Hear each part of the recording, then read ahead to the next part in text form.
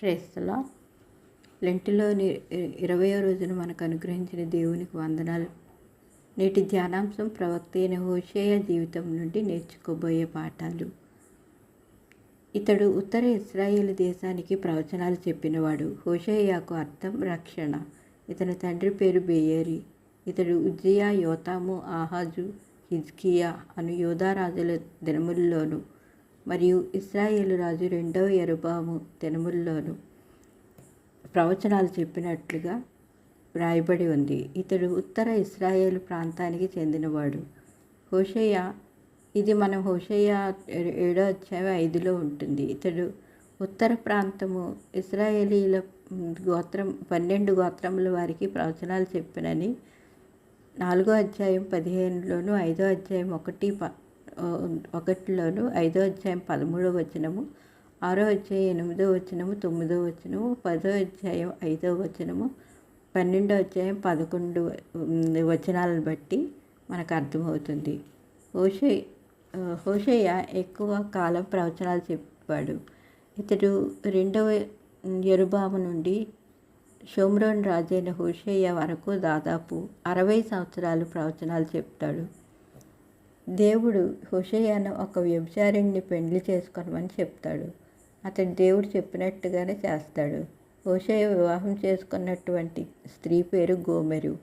ఆమె తండ్రి పేరు దిబ్లయీము అని ఈ గ్రంథంలో 1వ అధ్యాయం 3వ వచనంలో చూస్తాం.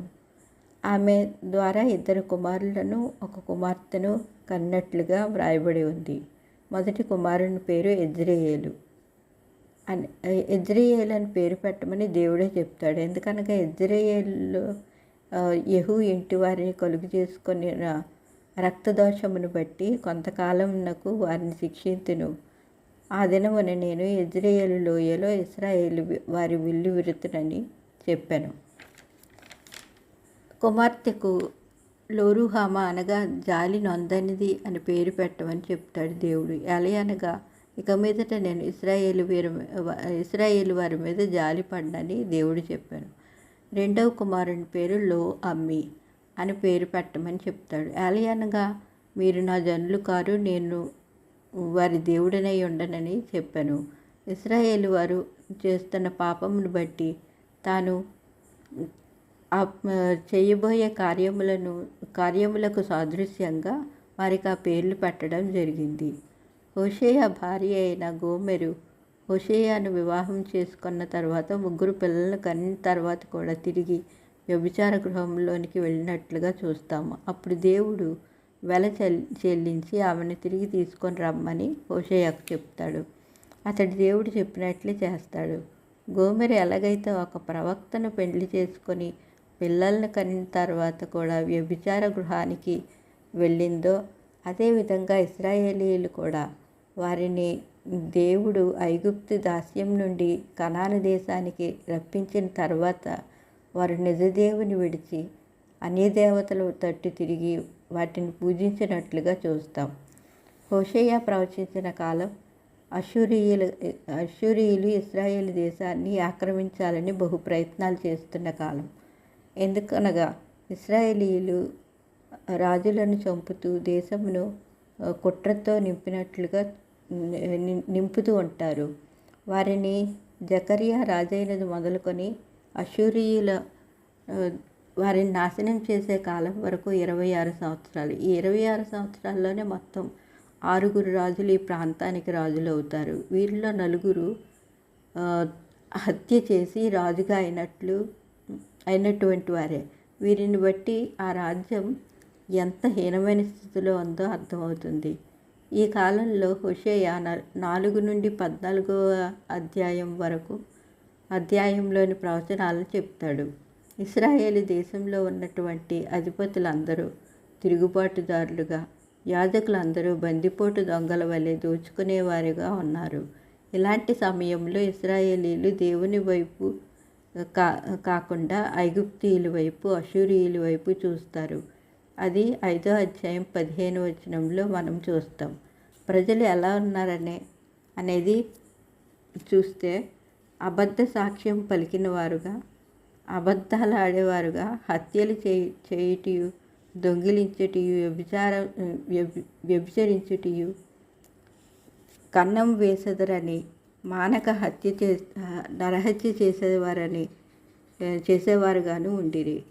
ఇలా ఎన్నో అక్రమ కార్యాలను చేస్తూ ఉండేవారు. ఇది 10వ అధ్యాయం 1లో మనం చూస్తాం. తమ దేవుని విడిచి అన్యదేవతల తట్టు తిరిగినట్లుగా చూస్తాం. ఇలాంటి పరిస్థితుల్లో హోషేయ ప్రవచించాడు. ఈ గ్రంథం యొక్క ముఖ్య ఉద్దేశం ఏంటంటే, దేవుడు నీతిమంతుడు గనుక పాపులను రక్షిస్తాడు. కానీ వారు దేవుని తట్టు తిరిగితే, తమ పాపాలను ఒప్పుకుంటే దేవుడు వారిని క్షమిస్తాడు. దేవుడు నీతిమంతుడు కనుక పాపులను శిక్షిస్తాడు. కానీ వారు దేవుని తట్టు తిరిగి తమ పాపాలను ఒప్పుకుంటే దేవుడు క్షమిస్తాడు. అనగా దీని ముఖ్య ఉద్దేశం ఏంటంటే, పాపక్షమాపణ అని దీని ఉద్దేశం 11వ అధ్యాయం 1-4 వరకు మనకు తెలియజేస్తుంది.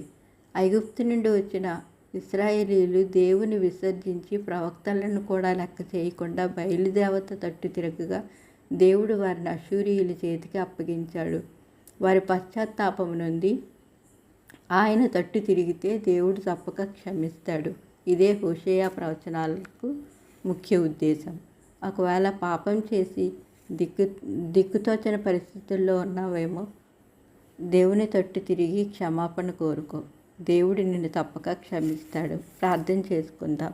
దేవా, మేము తెలిసి తెలియక తప్పు చేసి ఉంటే మమ్మల్ని దయతో మన్నించి మా తప్పులను సరిదిద్దుకునేలా నీ బాటలో నడిచే బిడ్డలుగా మమ్మల్ని తీర్చిదిద్దుమని వేడుకుంటున్నాను తండ్రి.